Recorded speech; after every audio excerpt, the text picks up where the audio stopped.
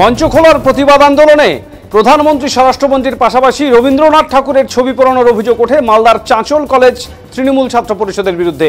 এই ঘটনার প্রতিবাদে সোচ্চার হয়ে মঙ্গলবার কোচবিহার শহরে প্রতিবাদ মিছিলে সামিল হলো বিজেপি।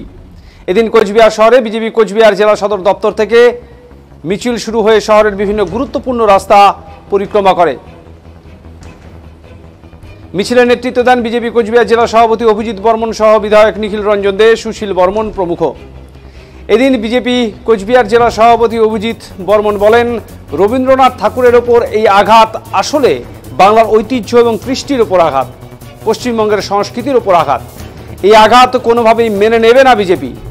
আজকে বাংলা ভাষা নিয়ে আন্দোলন করছেন মমতা বন্দ্যোপাধ্যায়। রবীন্দ্রনাথ ঠাকুর তিনি কি বাঙালি নন?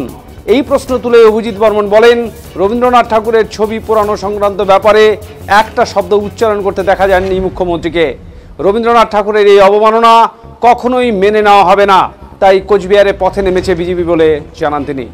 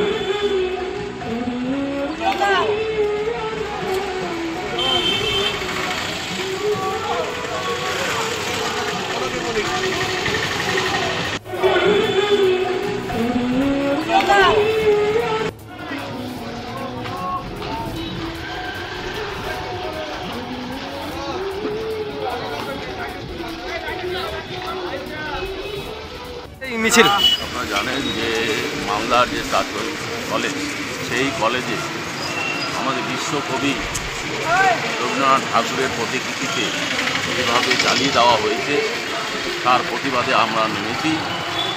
আমরা দেখছি যে আজকে রবীন্দ্রনাথের উপরে আঘাত, রবীন্দ্রনাথের উপরে আঘাত না, এটা বাংলার ঐতিহ্য এবং কৃষ্টির উপরে আঘাত, এখানকার সংস্কৃতি, পশ্চিমবঙ্গের সংস্কৃতির উপরে আঘাত।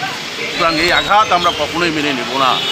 এদিকে দিদি বাঙালিদের নিয়ে তিনি আন্দোলন করছেন, আর আজকে রবীন্দ্রনাথ ঠাকুর তিনি কি বাঙালি নন?